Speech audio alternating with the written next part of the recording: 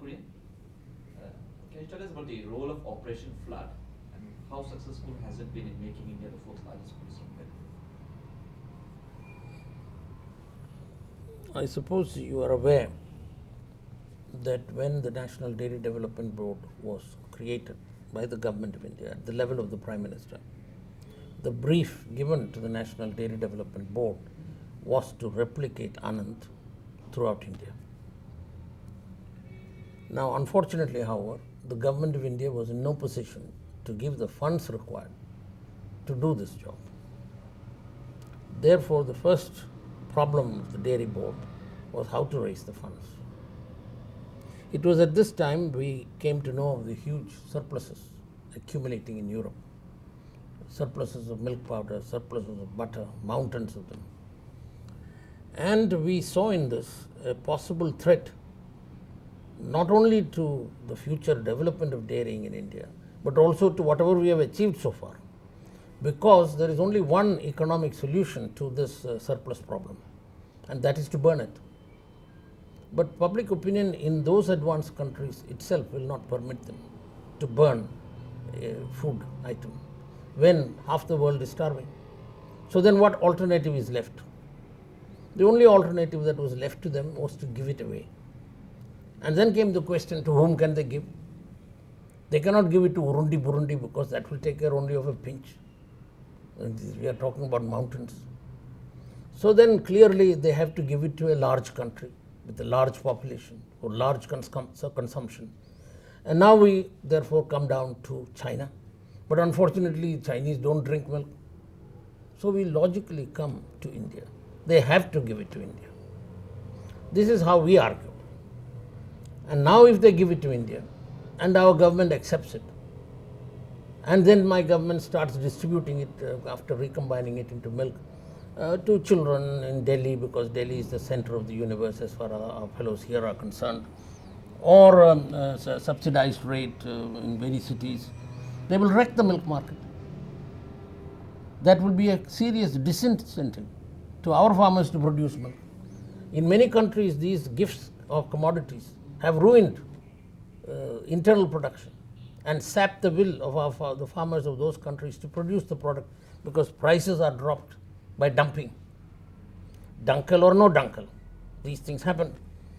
So we were very worried what to do, and that is why we evolved this scheme called Operation Flood, which is to convert this threat of European surpluses into an opportunity for us to generate the funds to replicate Anand throughout India.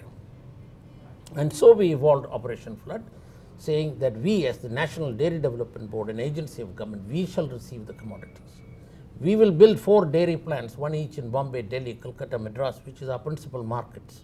We will recombine this into milk and market it in these 4 cities, thereby generating 100 crores, with which we shall create 17 Anands, which will feed the milk they collect back into these 4 cities, making these us independent of these gifts.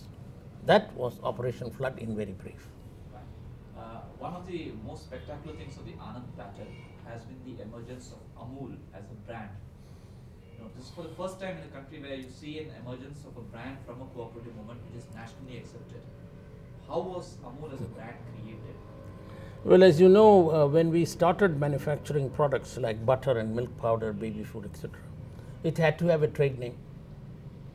Now, how to have a trade name? Now, probably you are not aware that the government's Delhi milk scheme here produces butter for the last 30 years, and nobody in Delhi knows its trade name. That is because it was named Delhi Doodh Kendra Makhan.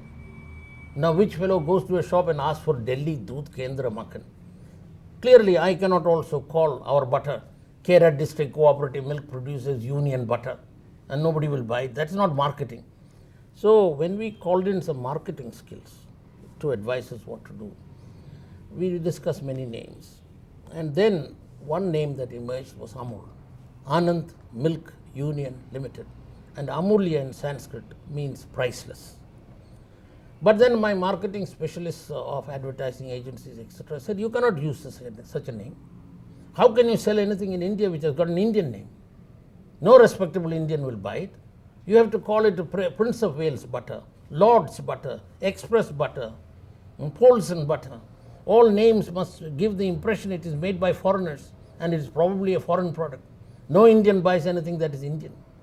This is unfortunately the legacy inherited by us due to colonialism. But I said our character as a cooperative demands that we put an Indian name.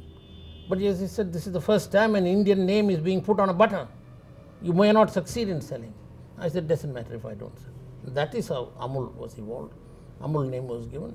And I am very glad you have recognized that it is one of the most spectacular consumer marketing success in India after independence. And a cooperative did it.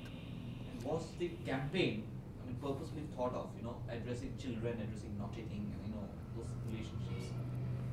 Well, we have many advertising agencies, different advertising agencies for different products. For Amul butter, we have an advertising agency which believes in putting hoardings, using topical subjects and even making fun of some of our important people and certain of our beliefs and so on. But it has become very topical. Everybody looks for it. So we have different techniques. That is for infant milk food. Our technique is to prove the point that our product is as good or even better than imported products because it is fresher and so on. So different agencies use different techniques for different products. We have about 4 agencies handling 4 different products. But I must inform you that the total sales of Amul is well over 1,000 crores, and it is probably the largest consumer marketing product. Right. And now what everybody sees is a threat to the success story. What has happened is fine. The future is quite hazy in terms of the government talking of delicensing, the stock of multinationals coming into the products. What is your impression of that? Well, multinationals do exist even today. There are firms like Nestle, Glaxo, Horlicks existing and operating in India. And Amul is in fact competing with all of them. In fact, in baby food, we are the largest producer of baby food in the country, even though there is Nestle, even though there is Glaxo. Now we pay more for milk from our farmers. We charge 25% less to the consumers than a multinational does when we sell the product. Now who is more efficient? The man who pays more for the milk and charges less for the finished product, or a man who charges much more? So we believe that an efficient cooperative, professionally managed as Amul is, and as business oriented as any commercial house, whether it belongs to Mr. Tata or to Mr. Birla, any commercial house, we are also professionals. We can make as good a success. In fact, we can take the pants off any competitor because we can operate on low margins. What is your fear against delicensing? I have no fear of delicensing. Delicensing, liberalization, all these new words that have been invented. What I thought it should have meant was that it would have meant removal or a reduction of the government profile in business. That what it would have meant is the reduction of the number of ministries and officials that we employ to administer this country. Withdrawal of government from areas where they should never have been in the first instance. For example, why should government run the Delhi Mill scheme? It should have been left to other people to do it. It's not a function of government. So this way of government getting into business was unnecessary and was wrong. And if liberalization means withdrawal of government from these sectors, it is all to the good.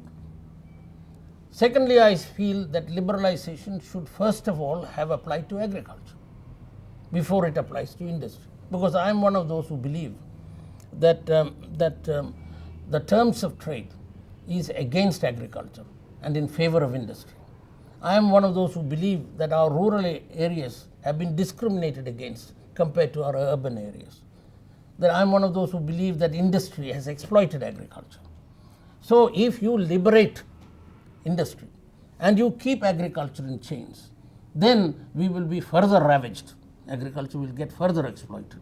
So while I am entirely in agreement with the policy of liberalization, I am questioning the sequencing of it. I would have first done it for agriculture. Liberated agriculture. Are you aware that in Kerala state, for example, no farmer producing rice can produce anything else? He is prohibited by law. How many laws there are which inhibits the farmer? So we should have liberated agriculture before we came to industry. But however, of course, as you know, industrialists are very noisy people, very influential people, and they have a great presence in Delhi. Agriculture hasn't. So perhaps our policymakers got swayed by the fact that industry should be first helped. Now, I would have felt 74% of our people live on agriculture. That is the area that should have been taken care of. Point question being that will delicensing affect Amul? It would not really, because Amul does not bother. What delicensing, what it should not be. Our objection to delicensing is that what it implied was that we, as the cooperative in Anand, started with 200 liters a day collection. And over the last 45, 50 years, we, by investing money in artificial insemination, by veterinary aid, fodder production, various activities, investing monies belonging to farmers, the collection today is in that district 1 million liters a day. Now, if liberalization means that a multinational can come and set up a dairy in Anand and harvest the crop we have sown and we have nurtured for 40 years, then I have violent and serious objection to such liberalization. He cannot come and harvest my crop. Now, if he goes to some other district and starts with his 200 liters a day, as even as we did, and builds it up to 1 million liters, nobody has objection. I have the least objection to it. But all of them want to come where the cooperatives have developed the market. They only want to reap the crop. They don't want to sow. They don't want to nurture. They don't want to fertilize. They don't want to labor over it. They want quick money. That's the trouble with the private sector. Why don't you, for instance, go out rather than when people are coming in? I am a Kaira district cooperative of farmers of Kaira district. What business have we in Mizoram? That is not the function of Kaira district farmers. That is not the job of Gujarat farmers. Why can't this pattern be replicated everywhere else? Well, is it our business as a cooperative? It is the business of the National Dairy Development Board. I agree. It is the business of the Government of India. I agree. And Operation Flood was a scheme that we were created, and the basis of it is to replicate Anand in many parts of India. And we have so far got 180 Anands today, with 8 million farmers as members of it, and 180 dairy factories. We have established a national milk grid linking Bombay, Delhi, Calcutta, Madras, and 500 cities within it, where 14 million liters a day flow. These are achievements which have stunned the world. Now, if you say others can come and put up anything not related to it and disrupt the whole thing, that I have objection. If he goes to areas where we have not developed dairy, where there are no cooperatives, most welcome. What do you see the future of the milk cooperatives? You see, you must understand what is development. It is not just milk and milk cooperative or cows. If you are this evening in a village and you see the collection, you will see that there are 900 villages in Kaira district. There are nearly 500,000 farmers who are members of this cooperative, and they own the Amul dairy. Now, what you will see in that village is these women and men standing in line at 900 milk collecting centers, delivering the milk. They will be standing in this line irrespective of sex, irrespective of caste. What does it do to a high caste Brahmin to stand behind a Harijan, the so-called untouchable, because he came after him, and to do so twice a day, every day of the year? What does it do to the Harijan to stand ahead of the Brahmin because he came earlier? And what does it do to both of them to watch their milk go into the same can and the caste gets submerged in that can of milk? Is it only orderly milk collection? You will find that the villages are dirty. Our milk collection centers are also dirty.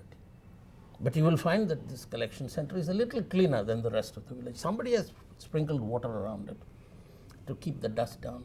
Somebody has used a flit gun to keep the flies, try and keep the flies away. Somebody has put glaze tiles. Somebody is using sanitizers. Somebody has got clean water there. Now, you may well realize that this is the first few steps in rural sanitation in that village. How can you talk of clean milk production if you don't talk of sanitation and hygiene? We have a scheme by which we bring women from the villages to show them the dairy, their dairy. 250,000 women have been brought so far. What does it do to them to enter the Amul dairy, to see the lush green lawns, the magnificent buildings as I think, the gleaming stainless steel within, and to realize they own a bit of it, that they have some say in the running of it, and above all, they have a share in the profits of it. Do they not go home that night a little more proudly?